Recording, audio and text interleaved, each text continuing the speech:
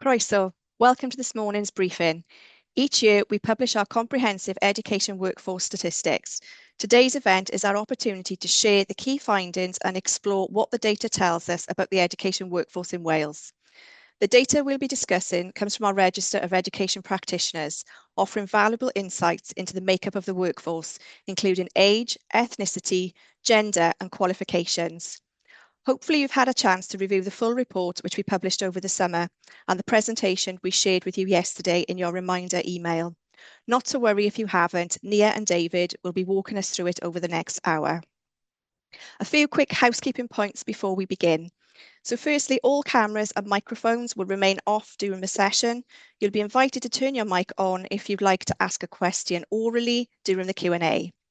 Please use the chat function to engage with other participants throughout the event. If you've got any questions, please use the Q&A option, which you will find along the bottom of your screen. Our EWC team will be monitoring this and collating questions for discussion. If you experience any technical issues, please contact an EWC colleague with IT in their name. If you lose connection, simply rejoin using your original link. The event is being recorded and will be available on the EWC website and social media channels over the coming weeks. And last but not least, Welsh translation is available for the portion of today's presentation which will be delivered in Welsh. Just click the globe icon at the bottom of your screen and select Welsh to English.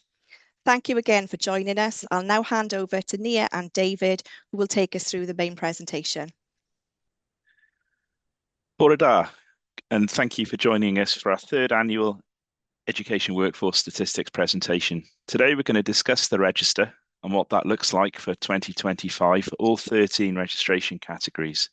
The data we're discussing today has been published in our annual Education Workforce Statistics report, which you can find on our website. After this event, we're going to go into a little bit more detail in the following areas as we've scheduled some additional data publications on these subjects, which are due for release this term. These are initial teacher education, newly qualified school teachers, supply teachers and supply school learning support workers, school teachers and leaders. We'll then be closing the presentation by explaining how we've been improving the quality and completeness of the data we hold on the register. In March, there were over 91,000 individual registrants on the register. This pyramid shows the number of registrants eligible to work in each category. Because some registrants are eligible to work in more than one category, the pyramid totals more than 91,000, 101,844 to be exact. In May 2023, 4 new independent categories of registrants joined the register, and then in May 2024, a further 2 categories for FE principals and senior leaders and adult learning practitioners were also added.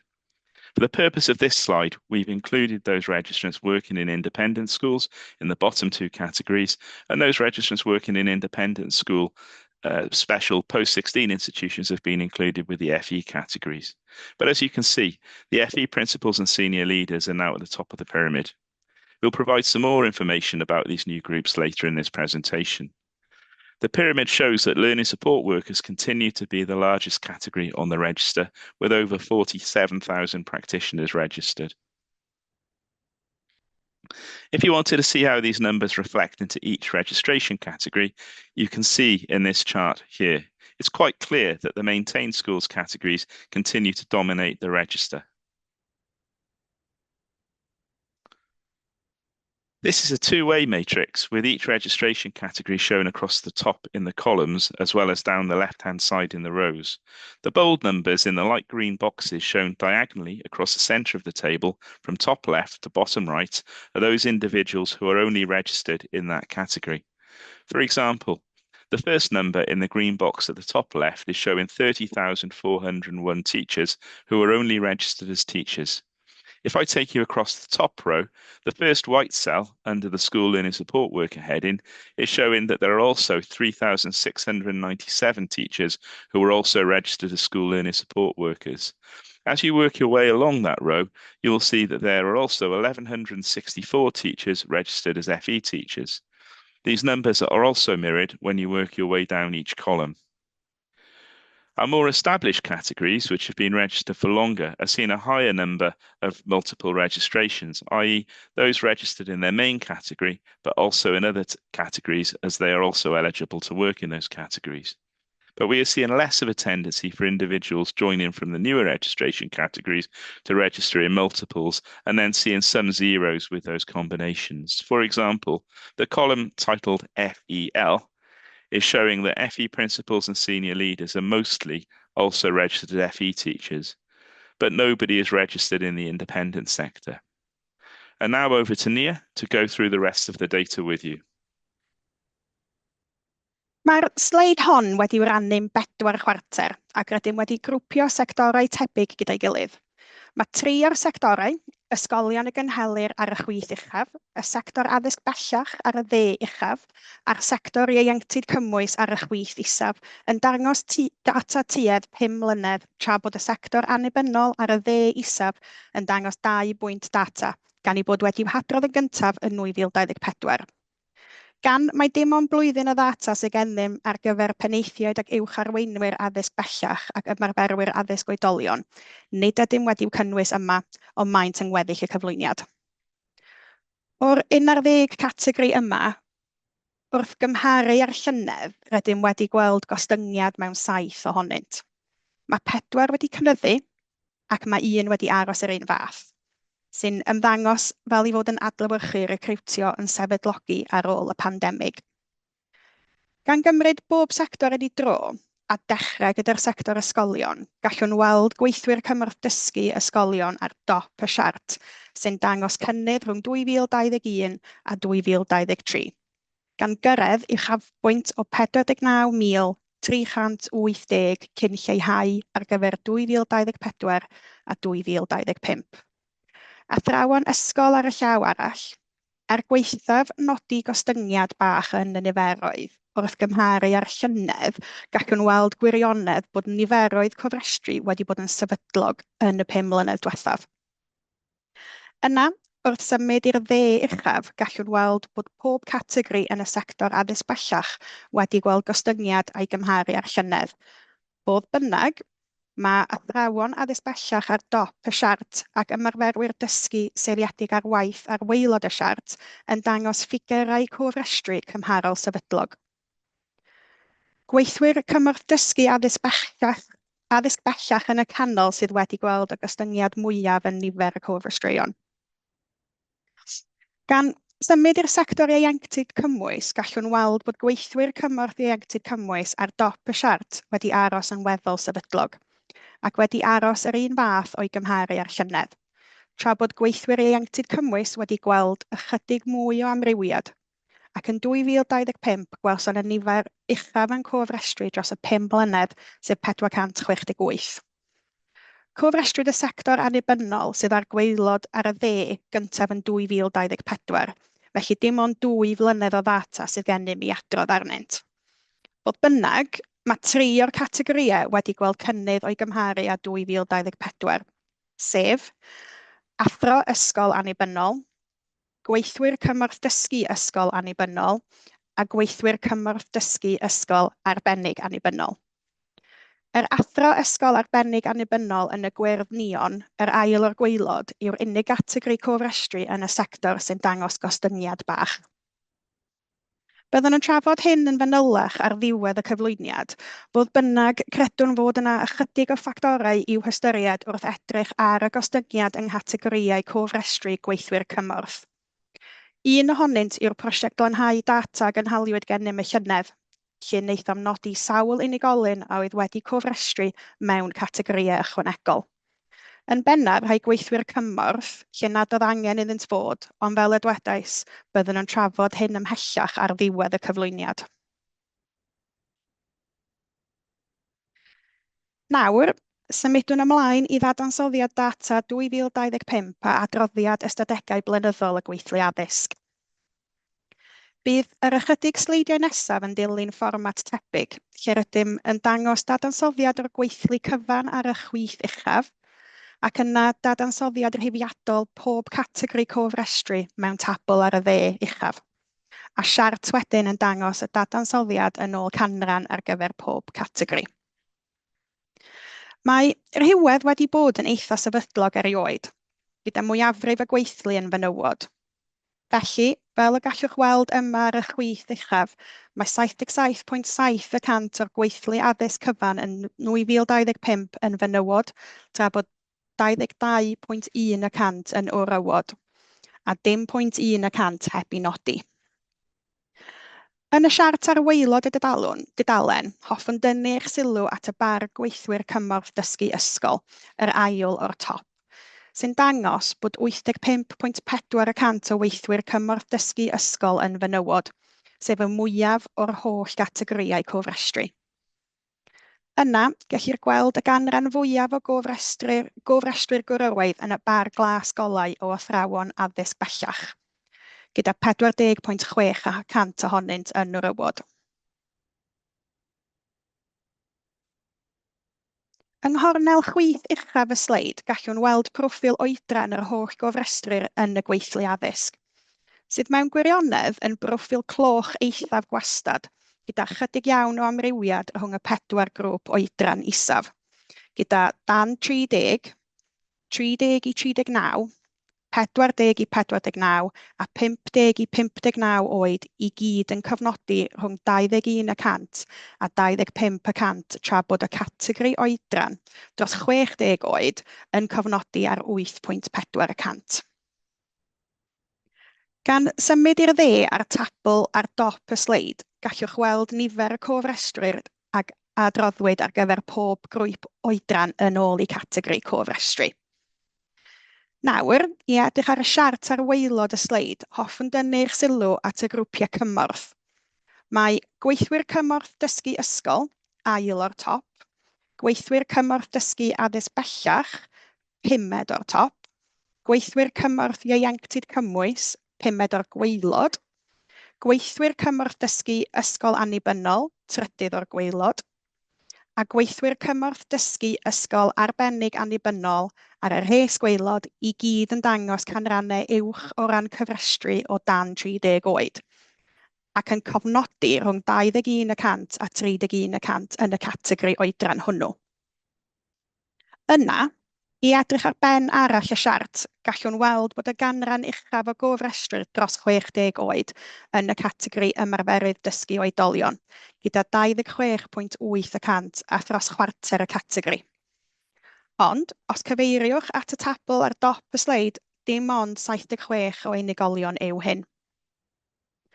Yn unol ar hyn a wyddom am y sector, mae'r canrannau uchaf o gofrestrwyr dros 50 oed i gyd yn y sector addysg bellach. Mae 50.7% o'r holl beneithiaid ac arweinwyr addysg bellach dros 50 oed, tra bod 46.6% o athrawon addysg bellach. Ond mae'n unol ar hyn a wyddom am broffil oedran y sector. Nawr at ein ffigurau ethnigrwydd.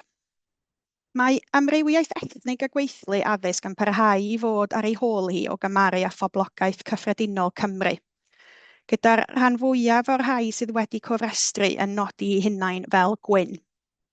Gallwch weld hyn yn y bariau gwyrdd yn y siart ar waelod y dudalen. Tra, ar ben arall y bar, mae'r llinell glas golau a melyn yn cofnodi'r anhysbys a'r rhai nad ydynt am gofnodi. Popeth rhyngddynt yw ein grwpiau lleiafrifoedd ethnig. Fodd bynnag, mae niferoedd a chanran y cofrestreion sy'n uniaethu fel cymysg, ethnigrwydd lluosog, Asiaidd Prydeinig, Du, Africanaidd, Caribiaidd, Du Phrydeinig ac ethnigrwydd eraill yn cynyddu'n araf. Rydym yn gweld cofrestreion iau yn fwy tebygol o ddatgan, ac rwy'n credu bod hynny'n cyfrannu at y cynnydd yn y ffigwr hwn. Mae nifer y meysydd lle mae ethnigrwydd yn anhysbys neu wedi adael yn wag a gallwch chi weld yn y glas golau. Yr isaf rydym wedi weld ers blynyddoedd ac rydym yn parhau i dargedu'r maes penodol hwn i wella ein data ymhellach.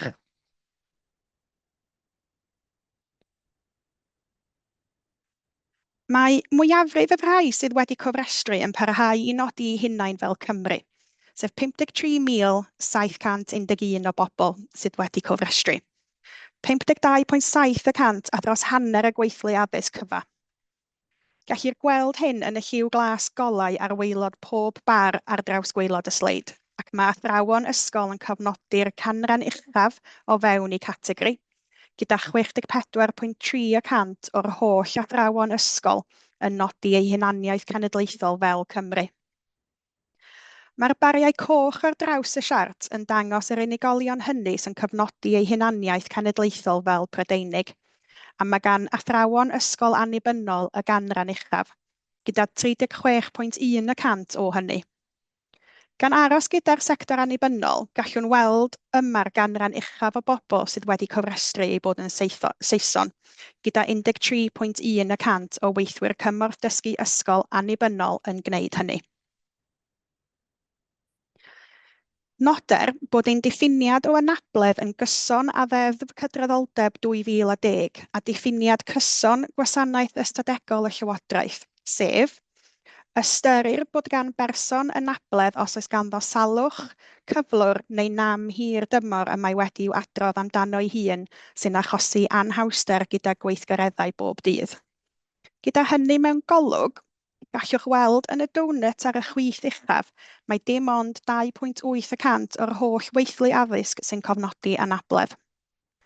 Mae'r tabl ar y dde uchaf yn rhoi'r niferoedd gwirioneddol o gofnodwyd ar gyfer 2025 i chi, ac fel y gallwch weld mae'r siart ar y gwaelod yn adrodd canran pob categori cofrestru sydd wedi nodi anabledd. Mae athrawon dro ar ôl tro yn cofnodi'r canran isaf o'i categori anabledd, sef 1.2%, lle mae athrawon ysgolion annibynnol yn cofnodi'r ganran uchaf, sef 9.3%. Ond bydd yr rhai sy'n edrych yn graff yn sylwi mae dim ond 9 unigolyn yw hyn. Gan symud ymlaen at allu yn y Gymraeg, yng nghornel chwith uchaf y sleid, mae gennym ddadansoddiad o allu'r Gymraeg ar draws y gweithlu cyfan. Mae'r siart ar y chwith yn dangos y gallu i siarad Cymraeg, tra bod y siart ar y dde yn dangos y gallu i weithio drwy gyfrwng y Gymraeg.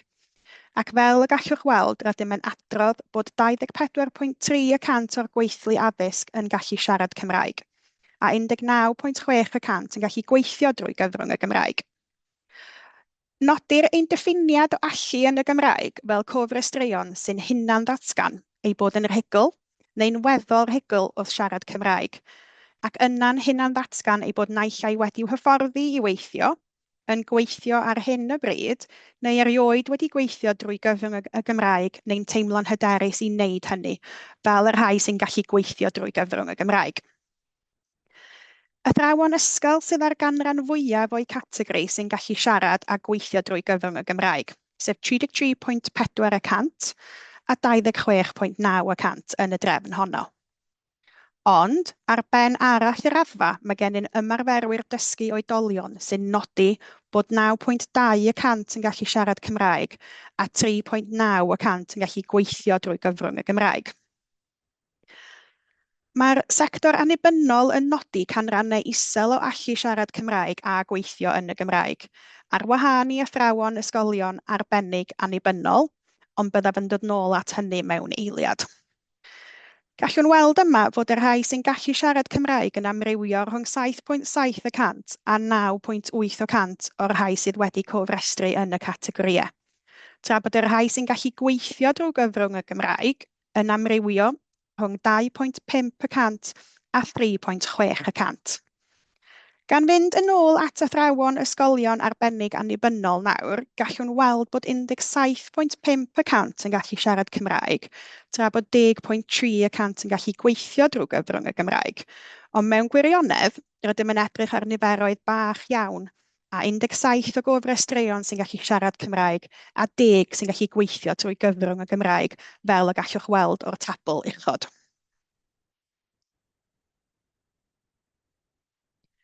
Ymlaen i edrych ar gymwysterau mewn bach mwy o fanylder, mae'r tabl ar draws y brig yn dangos y dadansoddiad llawn o gymwysterau o lefel 1 i lefel 8, a'r rhai lle nad oes gennym gymhwyster ar ei cyfnod o ddangosir yma fel anhysbys. Mae'r siart isod yn dangos y dadansoddiad canrannol o gymhwysterau lefel 5 neu uwch. Mae'r math o gymhwyster wedi waseinio i bob lefel gan ddefnyddio'r fframwaith cymhwysterau a chredydau. Er enghraifft, lefel 3, lefel A, diploma sylfaen. Lefel 5, diploma cenedlaethol uwch, gradd sylfaen. Lefel 6, unrhyw fagloriaeth. Lefel 7, meistr. Lefel 8, doethuriaeth. Felly, fel y gallwch weld yn y siart, mae'r coch yn dangos y rhai sydd wedi cofrestru gyda lefel 7, sy'n cyfateb i radd meistr, gyda 61.6% o athrawon addysg bellach yn meddu ar y lefel 7 honno, fel ei lefel uchaf o gymhwyster ar ei cofnod. Nid oes gofyniad cymhwyster gorfodol i'r rhai sydd am gofrestru fel athro ysgol annibynnol, ond fel y gallwch weld yma yn y pedwerydd bar o'r dde, mae gan 50.5% ohonynt gymhwyster lefel 7 neu uwch hefyd.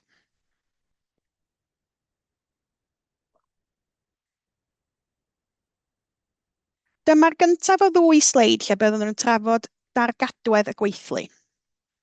Ond byddwn yn mynd i fwy o fanylion am recriwtio a ddargadwedd staff yn ystod y sesiwn freifio polisi i'r handdeiliaid ym mis Tachwedd, felly cofrestrwch ar gyfer hynny. Yn y cyfamser, mae'r sleid hon yn edrych yn benodol ar y gwahaniaeth o flwyddyn i flwyddyn mewn ffigurau cofrestru. Er enghraifft, a oes mwy o gofrestruon yn y categori nag y gofnodwyd y llynedd a beth oedd y gwahaniaeth hwnnw.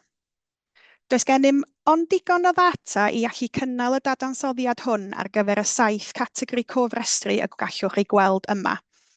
Ond, unwaith y bydd gennym 5 mlynedd neu fwy o ddata ar y categoriau sy'n weddill, byddwn nhw'n gallu cynnal yr un dadansoddiad arnynt hefyd.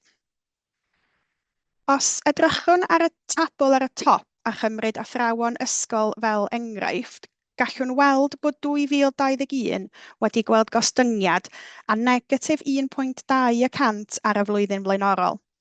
Ac yna, 3 blynedd o gynnydd mewn cofrestru, ynghyd ag 1.4% o gynnydd, ynghyd ag 1.6% o gynnydd, ac yna dim 0.1% o gynnydd yn 2024. Cyn gorffen gyda 2025 lle cawsom ostyngiad o negatif 1.7%. Gellir gweld hyn yn weledol yn y llinell binc golau ar y siart ar yr ochr chwith.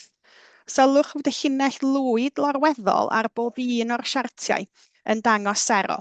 Felly, gallwch weld yr amrywiadau ym mhob un o'r 7 categori a ddangosir yma. Mewn cyferbyniad, mae gennym y llinell goch dywyll yn dangos gweithwyr cymorth dysgu ysgol lle mae 3 blynedd o gynnydd mewn cofrestru rhwng 2021 a 2023, ac yna negatif 4.9% yn 2024, ac yna negatif 2.3% yn 2025. Mae pob categori heblaw am weithwyr ieuenctid cymwys wedi gweld gostyngiad o'i gymharu ar ffigurau llynedd.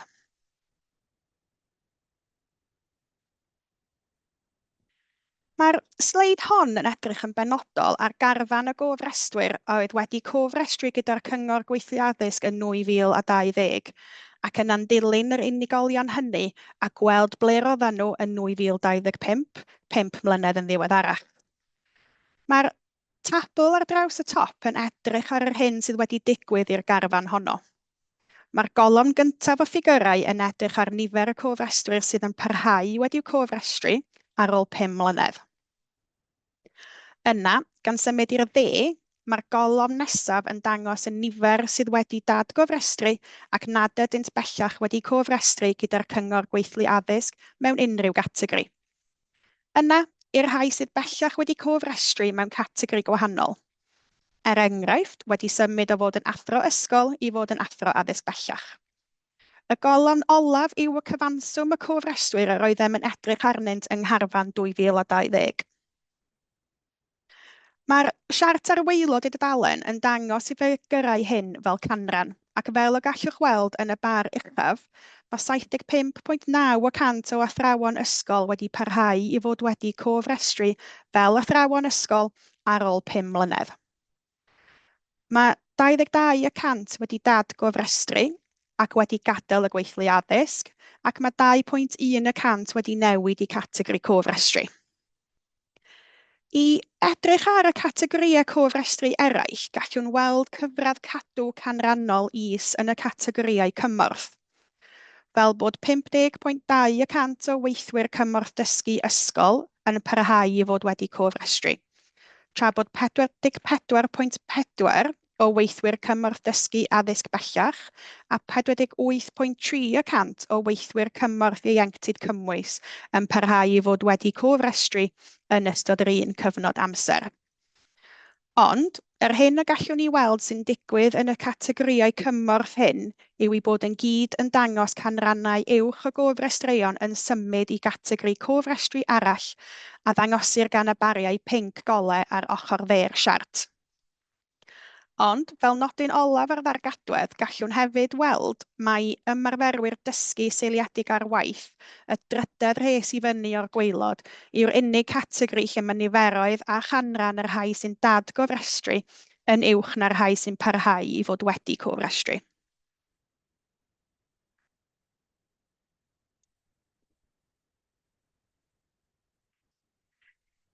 Yma, rydym yn edrych ar addysg gychwynnol athrawon, ac yn bennaf ar unigolion sydd wedi pasio. Mae'r ddau downit ar frig y sleid yn dangos rhaniad, gwrywaidd, benywaidd ac yna o bob rhywedd, canran yr rhai a basiodd yn y glas tywyll, ac yna canran yr rhai a fethodd, a dynodd yn ôl neu a ohiriodd yn y glas golau. Wrth gymharu'r ddau, gallwn weld fod 81.6% o fenywod yn pasio addysg gychwynnol athrawon, tra bod 76.2% o rywod. Yna, oddi tanno, rydym yn gweld dadansoddiad o'r unigolion hyn yn ôl oedran. Ac, fel y byddem yn ei ddisgwyl, mae 88.3% o'r rhai sydd wedi pasio o dan 30 oed.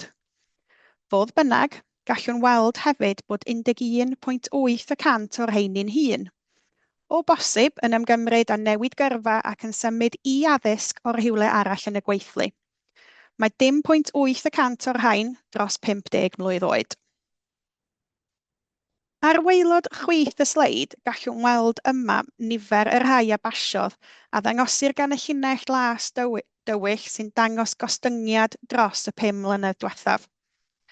Yna, mae'r rhai a basiodd wedi rhannu i'r sector cynradd yn y bar glas tywyll ac uwchradd yn y bar glas golau. Fel y gallwch weld, mae nifer yr unigolion sy'n hyfforddi fel athrawon uwchradd wedi'w haneru wrth gymharu 2024-25 a 2020-21, o 604 o unigolion i 335, sef gostyngiad canrannol o 44.5%. Yna, i symud i'r tabl ar ochr dde'r dudalen, mae hyn yn dangos dadansoddiad o'r rhai sydd wedi hyfforddi a pasio o fewn uwchradd. Os wedyn wedi ymgymryd â'u cwrs drwy gyfrwng y Gymraeg neu'r Saesneg, a'r pwnc cymaint wedi arbenigo ynddo. Yn fyr, mae'r rhai y gyflawnodd eu cwrs drwy gyfrwng y Gymraeg a phasio yn cyfateb i 15.8% o'r holl lwyddiannau uwchradd a 53 o unigolion.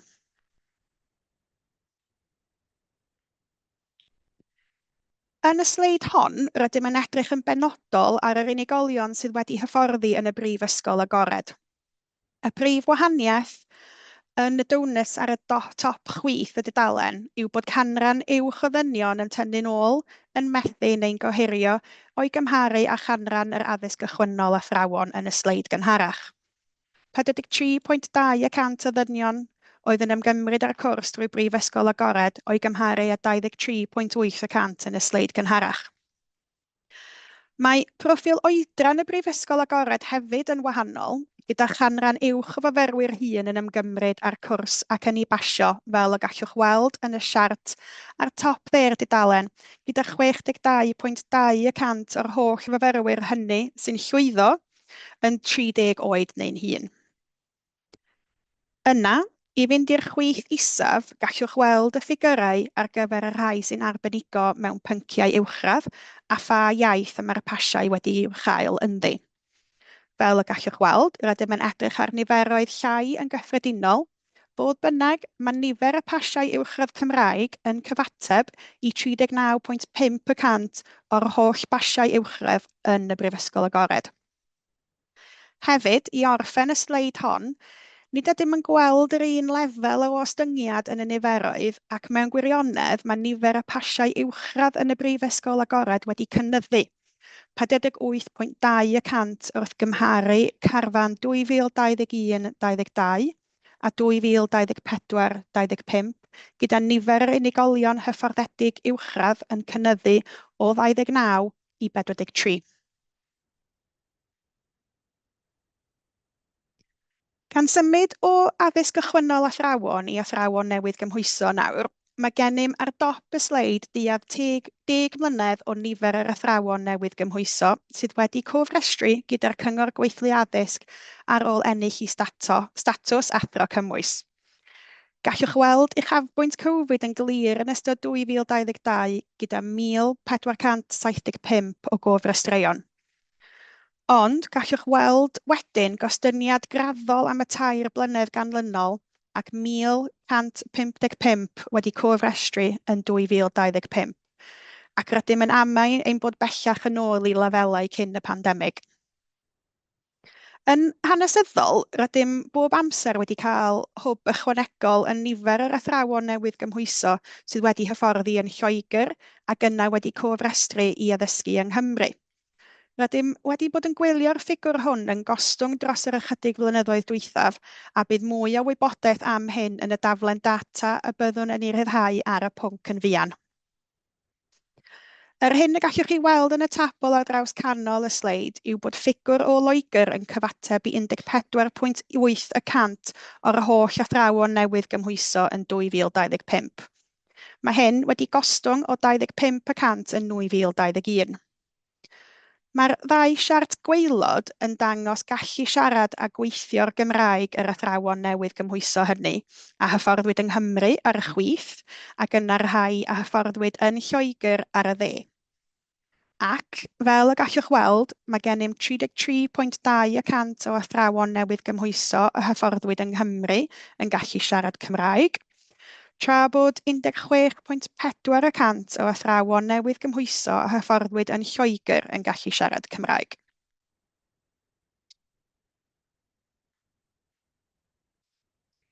Yma, rydym yn edrych ar gyflogaeth athrawon newydd gymhwyso ac yn ei cymharu â chyflogaeth athrawon ysgol. Yn y siart ar draws y top, gallwn weld y newid o flwyddyn i flwyddyn wrth gymharu cyflenwi a chyflogaeth gontract. Mae'r tabl ar waelod y sleid yn dangos y niferoedd rydym yn ei dadansoddi. Os tynaf eich sylw yn ôl at y siart ac edrych ar 2021 ar ochr chwith y sleid, mae'r bar pinc golau cyntaf yn dangos bod 33.1% o athrawon newydd gymhwyso yn cael eu cyflogi trwy gyflenwi, tra yn y pinc tywyllach wrth ei ymyl, gallwn weld bod 12.1% o athrawon ysgol yn cael eu cyflogi trwy gyflenwi. Mae canran yr athrawon newydd gymhwyso sy'n cael eu cyflogi trwy gyflenwi wedi bod yn uwch erioed. Ond, os ydych chi'n dilyn y bar pinc golau hwnnw ar draws y 4 blynedd arall, gallwch weld y cynnydd graddol yn y ffigwr hwn yn cyrraedd eich hafbwynt o 36.2% yn 2024 ac yna gostyngiad bach i 35.4% yn 2025. Yna, os byddaf yn mynd â chi yn ôl i'r ochr chwith y siart a 2021 i'r ddau far olaf o'r flwyddyn honno, gallwn weld canran yr athrawon newydd gymhwyso sy'n cael eu cyflogi'n llawn amser ar 51.3% yn y pinc ysgafnach, a'r bar pinc tywyll o 76.8% o'r holl athrawon sy'n cael eu cyflogi'n llawn amser wrth ei ymyl. Mae'r bar hwn sy'n dangos athrawon newydd gymhwyso sy'n cael eu cyflogi'n llawn amser yn cyrraedd eich hafbwynt ar 63.3% yn 2022, ond yna'n gostwng yn raddol i 48.1% yn 2025. tra bod cyflogaeth athrawon llawn amser wedi aros yn gyson yn ystod yr un cyfnod. I grynhoi, rydym yn gweld mwy o athrawon newydd cymhwyso yn cael eu cyflogi trwy gyflenwi, ac yn 2025 roedd y gyfradd 24% yn uwch na'r cyflenwi o ran athrawon ysgol. Nawr, rydym yn edrych ar gyflenwi mewn mwy o fanylder, gan ddechrau gyda athrawon ysgol. Byddwn hefyd yn edrych ar weithwyr cymorth dysgu ysgolion cyflenwi ymhen ychydig. Felly, i ddechrau ar y top, rydym yn gweld canran y gweithlu athrawon sy'n ymgymryd â chyflenwi, a gallwn weld bod y siart llinell yn weddol sefydlog rhwng 2016 a 2020, cyn gostwng i 10.8% yn 2023, a chynyddu ychydig i 11.4% yn 2025. Nid oes gennym unrhyw sypreis yma yn yr haniad rhywedd ar y gwaelod ar y dde, ac mae'r haniad cyflenwi yn adlewyrchu'r haniad rhywedd ar gyfer athrawon, gyda 78.7% o athrawon ysgolion cyflenwi yn fenywod. Gan edrych ar y dadansoddiad oedran athrawon cyflenwi ysgolion, rydym mewn gwirionedd yn gweld y proffil oedran yn newid ychydig, gyda cynnydd mewn cofrestreion iau sy'n gweithio cyflenwi. Gan edrych ar y bardd gwyrdd tywyll ar draws yr holl flynyddoedd, gallwn weld bod y rhai o dan 30 oed wedi cynyddu o 21.9% i 26.6% mewn 5 mlynedd.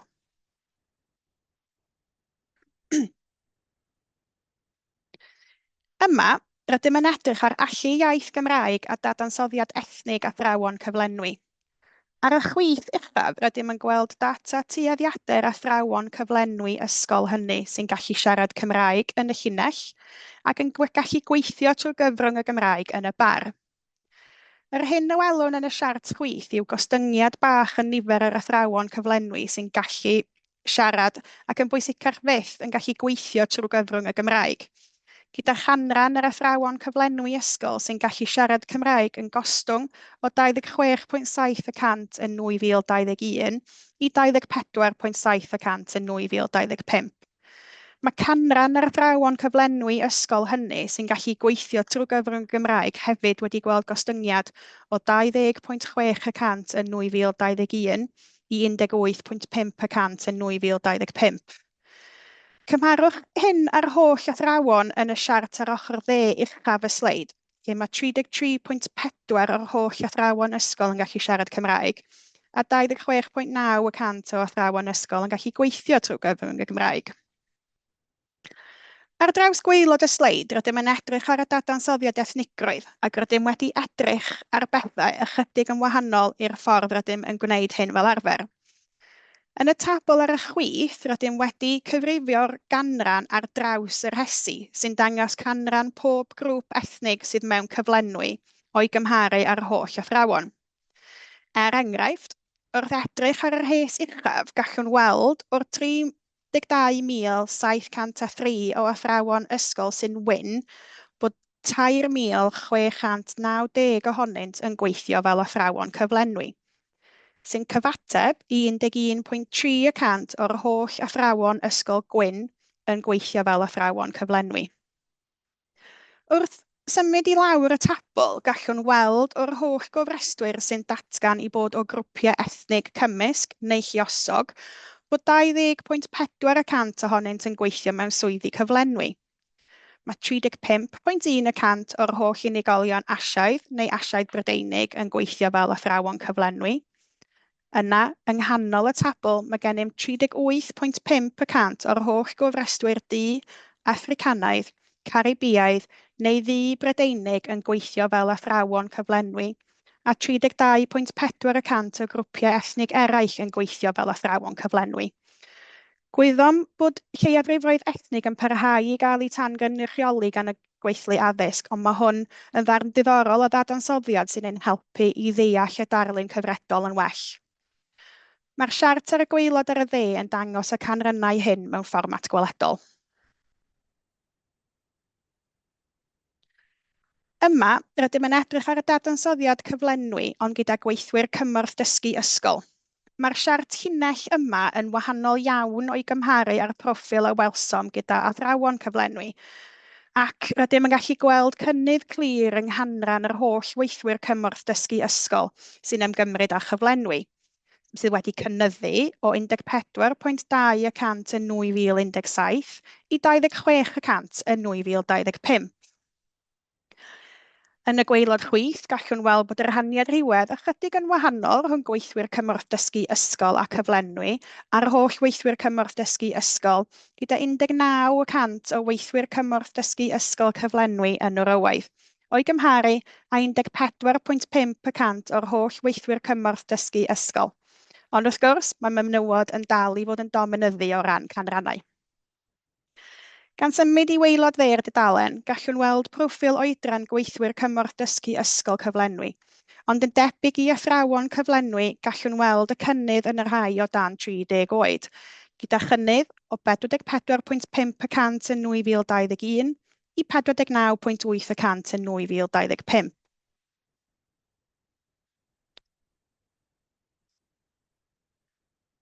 Nawr at ddadansoddiad gallu Cymraeg ac ethnigrwydd gweithwyr cymorth dysgu ysgolion cyflenwi. Fel y gallwch weld o'r siart ar y chwith uchaf, rydym yn edrych ar 17.7% ac 13.7% o'r holl weithwyr cymorth dysgu ysgolion cyflenwi sy'n gallu siarad Cymraeg ac yn gallu gweithio trwy gyfrwng y Gymraeg yn 2025. Mae hyn wedi bod yn cynyddu ychydig yn ystod y 3 blynedd diwethaf, ond mae'n dal i fod yn gyfran fach iawn o'r gweithlu.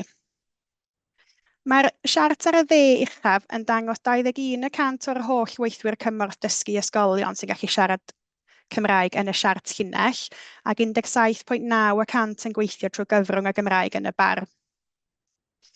Nawr, at ddadansoddiad ethnigrwydd gweithwyr cymorth dysgu ysgolion cyflenwi, o'i gymharu ar holl weithwyr cymorth dysgu ysgolion. Unwaith eto, rydym yn cyfrifo'r ganran ar gyfer pob grŵp ethnig, ac fel y gallwch weld, mae gennym rhai canrannau uchel mewn cyflenwi wrth gymharu ar holl weithwyr cymorth dysgu ysgolion.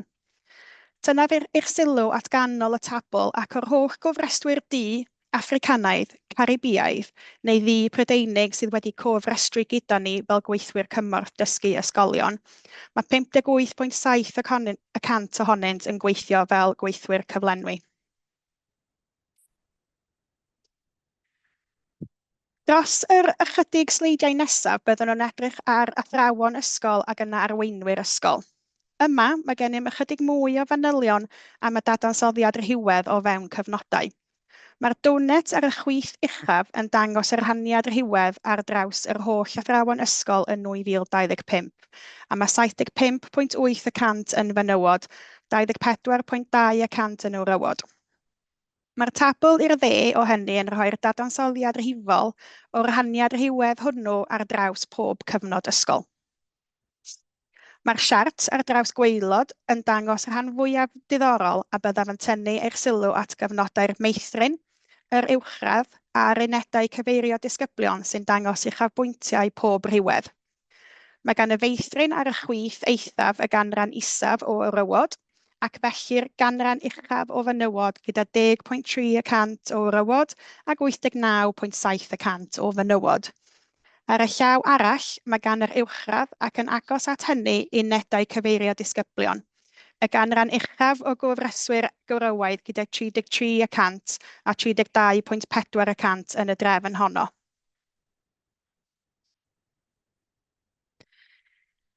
Yma, rydym yn canolbwyntio ar allu athrawon ysgol yn y Gymraeg a'r dadansoddiad hwnnw yn ôl cyfnod. Mae'r ddau siart uchaf yn dangos gallu siarad Cymraeg a gallu gweithio yn y Gymraeg yr holl athrawon ysgol, gyda 33.4% o athrawon ysgol yn gallu siarad Cymraeg, tra bod 26.9% o athrawon ysgol yn gallu gweithio trwy gyfrwng y Gymraeg yn 2025. Y siart canol yw lle mae pethau'n mynd yn ddiddorol, ac mae'r dadansoddiad hwn yn dangos canran yr athrawon ysgol wedi'w rhannu yn ôl cyfnod ac yn dangos canran yr rhai sy'n gallu siarad Cymraeg yn y dotiau ac yna canran yr rhai sy'n gallu gweithio trwy gyfrwng y Gymraeg yn y bariau. Y cyfnod canol, sef lle rydyn ni'n rhoi ysgolion trwodd neu ein ysgolion pob oed, ac yma gallwch weld bod dros hanner ohonyn nhw ar 51.3% yn gallu siarad Cymraeg. Ond hefyd, rydyn ni'n gweld gwahaniaeth bach iawn rhwng y canran y rhai sy'n gallu siarad Cymraeg ac yna'n gallu gweithio trwy gyfrwng y Gymraeg ar 46.8%.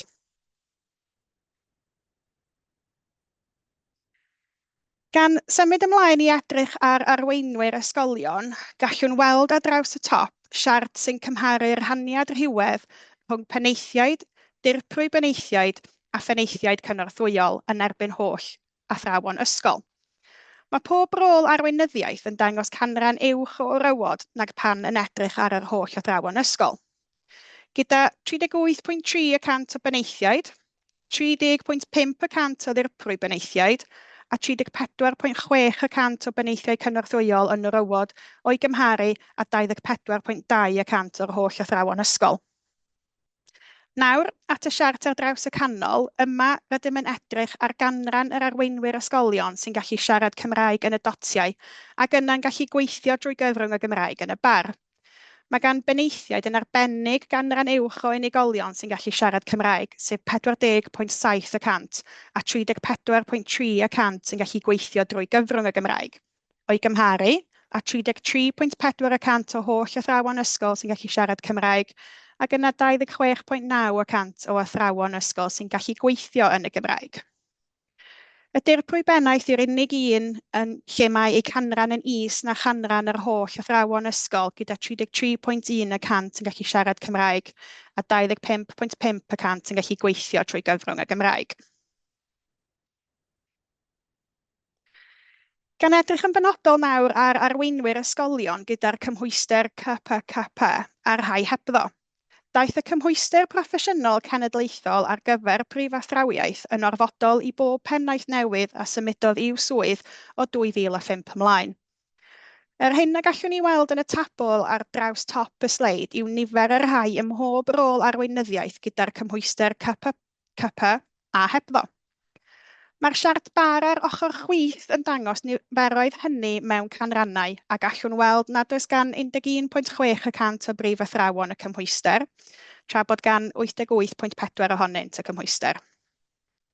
Mae canran y rhai sydd ar cymhwyster yn gostwng i'r rhai sydd mewn rolau dirprwy bennaeth a phennaeth cynorthwyol, gyda 37.4% o ddirprwy benaethiaid ac 14.4% o benaethiau cynorthwyol yn dal y cymhwyster. Yna, rydym wedi mynd i ddadansoddi'r penaethiau heb CPCP yn ôl awdurdod lleol, ac mae'r siroedd tywyllach ar y map yn dangos canran uwch. Wrth edrych ar y tabl ar yr ochr dde, gallwn weld bod gan Bywys, Ceredigion a Wrecsam 22.9%, 21.2% a 20.6% o'i penaethiaid heb y cymhwyster, ond rydym wrth gwrs yn edrych ar gyfanswm o 156 o benaethiaid ledled Cymru hebddo.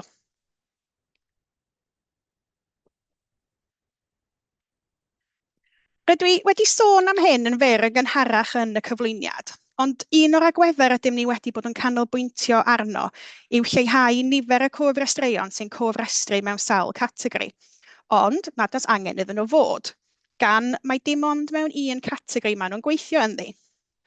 Os ewch chi nôl i ddechrau'r cyflwyniad ar matrics 2 ffordd a drafododd David, fe gofiwch ein bod ni fwy neu lai wedi gallu dod o hyd i bob math o gyfuniadau gwahanol o gofrestriadau.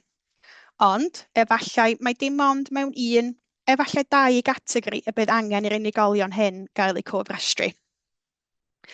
Er enghraifft, un o'r paramedrau ar gyfer y glanhau data hwn oedd bod yn ofynnol i gofrestrwyr fod â chyflogaeth amser llawn mewn un sefydliad am o leiaf 2 flynedd.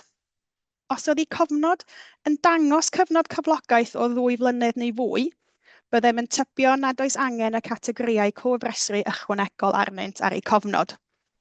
Yr hyn y gallwch chi weld yma yw'r rhai o'r ystadegau sy'n ymwneud â'r unigolion hyn sydd wedi cofrestru mewn mwy nag un categori.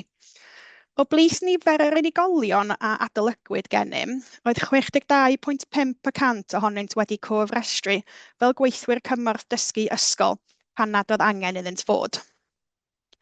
Mae gwaredu'r cofrestriadau hyn wedi effeithio ar ein data ac rydym yn amau fod wedi cyfrannu'n rhannol at y gostyngiad mae cofrestriadau gweithwyr cymorth dysgu ysgol eleni. Fodd bynnag, rydym yn credu i fod yn rhoi darlun mwy cywir o'r gweithlu. Rydw i'n mynd i orffen y data heddiw trwy ddangos i chi effaith y prosiectau glanhau data rydym wedi bod yn ei cynnal dros yr ychydig flynyddoedd diwethaf. Dyma 4 colom sy'n dangos y gwelliant canrannol mewn meysydd penodol, sef grŵp ethnig, hunaniaeth cenedlaethol, siaradwyr Cymraeg a'r rhai sy'n gallu gweithio trwy gyfrwng y Gymraeg. Os ewch chi lawr pob colom, fe welwch chi'r gwelliant 5 mlynedd ar gyfer y 7 categori cofrestru rydyn ni wedi bod yn canolbwyntio arnyn nhw. Gan ddechrau gyda athrawon, gweithwyr cymorth dysgu ysgolion, athrawon addysg bellach, gweithwyr cymorth dysgu addysg bellach, ymarferwyr dysgu seiliedig ar waith, gweithwyr ieuenctid cymwys a gweithwyr cymorth ieuenctid cymwys. Gweithwyr cymorth dysgu ysgolion sydd wedi gweld y gwelliant mwyaf a gostyngiad o 19% yng nghanran y meysydd gwag yn eu cofnod rhwng 2021 a 2025. Gellir gweld gwelliant enfawr ar draws yr holl gategorïau cofrestru ac rydym yn parhau i ostwng y canrannau hyn. Byddwn yn ymgymryd y phrosiect glanhau data arall eleni i sicrhau bod ansawdd y data a gallwn ni ddadansoddi yn parhau i fod mor gywir a chyfoes a phosibl. Roeddwn ni eisiau gorffen y cyflwyniad gyda rhai pwyntiau i chi feddwl amdanyn nhw fel crynodeb o'r hyn a gyflwynwyd heddiw, sef taw gweithwyr cymorth dysgu ysgolion yw'r grŵp mwyaf yn y gweithlu addysg o hyd. Mae'r gweithlu addysg yn bennaf yn fenywaidd yn enwedig yng nghategori gweithwyr cymorth dysgu ysgolion. Mae heriau dargadwedd staff yn parhau, yn enwedig mewn cofrestriadau cymorth dysgu ar draws pob categori, pob sector addysg bellach ac yn enwedig ymarferwyr dysgu sy'n seiliedig ar waith. Mae grwpiau ethnig lleiafrifol yn parhau i fod heb gynrychiolaeth ddigonol o'i gymharu â chyfartaladdau cenedlaethol. Ychydig iawn o newid sy'n mewn data sy'n gysylltiedig â chyfrwng Cymraeg. Cyfraddau pasio addysg ychwanol athrawon yn gryf, ond llai o unigolion yn gyffredinol yn enwedig mewn arbenigedd uwchradd. Mae staff cyflenwi yn parhau i symud rhwng categoriau cofrestru, ac yn olaf, mae'r CGA yn parhau i weithio ar gywirdeb ansawdd y data. Felly, diolch i chi am amser yn ymuno ni heddiw. Gobeithio eich bod wedi cael hi'n ddiddorol a cadwch lygad am ein cyhoeddiadau data sydd ar ddod, lle byddwn nhw'n edrych ar y pynciau y drafodwyd heddiw mewn llawer mwy o fanylder. Diolch. Thank you, Nia and David, for walking us through those findings. There's a lot to reflect on there, I'm sure you'll agree. We'll now move into the Q&A session. So if you haven't already, please pop your questions into the Q&A box or raise your hand if you'd like to come in and ask a question yourself. So we'll start with Lewis asks the question, what do you mean by clean the data and why it is important? What impact has it had? Nia, can you pick that one up, please? Yeah, I think it's really important for us to make sure that our data is as accurate and as up-to-date as possible. And we appreciate that sometimes registrants' records, we get a lot of information from employers, and it's really important that we make sure that registrants are aware of any updates or changes to their records. So we do contact registrants every year to make sure that they are aware of what's held on their record and then how if it's correct or not. If there's any changes we can then make, and then that affects our data. So the annual statistics report that we produce, then you'll see the unknowns, and which I've spoken about in the presentation, they are constantly reducing and they're doing so year on year. So we're driving towards those possibly impossible task of a zero unknown on our record, but that's what we're aiming for, and we hopefully will just see that to continue to improve. Thank you, Nia. That's great. Thank you. Okay, next question. So we've had an anonymous question which says, what steps have you taken to increase the data that EWC holds related to the various protected characteristics, and what further exercises are planned for the future, including in relation to collecting data on additional categories that you don't currently hold? David, can I ask you to pick this one up, please? Yeah, diolch, Lisa. Yeah, really good question. Obviously, the data which has sort of formed the stats that we've sort of discussed with you today have been drawn directly from our register, which obviously comes from our actual application form. So where you actually see all of the data relating to gender, ethnicity, national identity, that's actually been taken directly off the information that we hold on the register. Nia's talked about cleaning and why it's important to clean the data. You will have seen that, for example, where we've had new categories added to the register, there are an awful lot of unknowns. So really, the big focus of our work has been to try and reduce the number of the unknowns, particularly around Welsh language, although those are quite stable. And also around ethnicity. So, those figures are getting an awful lot better. You'll notice that the number of unknowns, for example, that we have for the supply sector are really low. And that's probably because most of those people are completing application forms for themselves. They're not being bulk registered by employers, but we have to do some quite significant targeted work to try and actually contact those registrants directly and encourage them to try and give us up-to-date information, which we may not have. And that would also include things like qualifications, of course, as well, because those are important as well. In terms of plans to extend it, obviously we don't report on sexuality, for example. And I think were we to do that, I think there would have to be probably a very good reason for us to do that. You'll notice that a lot of the information that we provide in terms of ethnicity, national identity, gender, and so on conforms with what we're required to do and would be expected to do in sort of our sort of wider equality roles. But as I say, it's something we always try to improve, and it's something we keep an eye on. And who knows, in a year or so, we may come back with new information for you. But because it's actually a snapshot of what is on our register, it's really very, very restricted to what is on that specific form. So thank you for that question. Hopefully, I've answered it for you. Diolch, David. Thank you. Next question, another anonymous question. There's actually quite a bit there to be optimistic about. Do you think this is the data just settling post-COVID, or something which is genuinely showing an improvement in the makeup of the workforce? David, you okay to pick that one up, please? Yeah, and as I say, I apologise. I'm probably a half glass empty rather than a half glass full. But obviously, in terms of the data that we provided, this is effectively taken at a point in time at the end of the last year. So we have a lag in terms of our figures. So when we run this same event next year, they may have changed. What I would say is that anecdotally, in fact, no, statistically, the numbers that we've just shared with you are very similar to the figures that we showed for last year. Anecdotally, I think where we're looking at the in-year applications that we're getting, the numbers are similar. So it looks like, from our point of view, the numbers seem to be quite stable. But many of you working across education, you'll know those people who are leaving in year. And obviously, we won't pick that up until next year after deregistration. So there may be grounds for optimism in the sense that things seem to have stabilized. If you look at the recruitment, for example, in the secondary sector, I think that's probably in line with what we would expect and our own experiences. So perhaps we could be cautiously optimistic that the numbers aren't changing too much.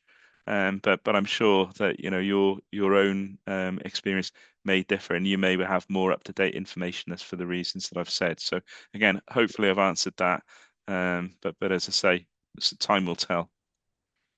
Diolch, David. Okay, we have another question. So this was from Sean, who asked in Welsh. So apologies, I'll say this in English. So teacher retention, the analysis tends to be in line with the registration categories. Can we have the retention trends for teachers according to primary and secondary? Diolch yn fawr am y cwestiwn yna. Mae o digwydd bod, mae gennym ni cyflwyniad penodol ar dargadwedd a recriwtio yn digwydd ym mis Tachwedd, a be dyn ni'n neud ydy mynd mewn i hyn mewn lot mwy o fanylder, ac yn sgil hynny, ar ôl i'r cyflwyniad yna, mi fydden ni yn rhyddhau cyflwyniad data penodol ar hynny. Felly, heb fod yn rhoi gorfod o wybodaeth allan, fyswn ni'n annog chi i gofrestru hefo'r cyflwyniad yna, a hefyd i gadw llygad allan am y data dyn ni'n mynd i ryddhau ar ei ôl o. Diolch, Nia. Okay, next question.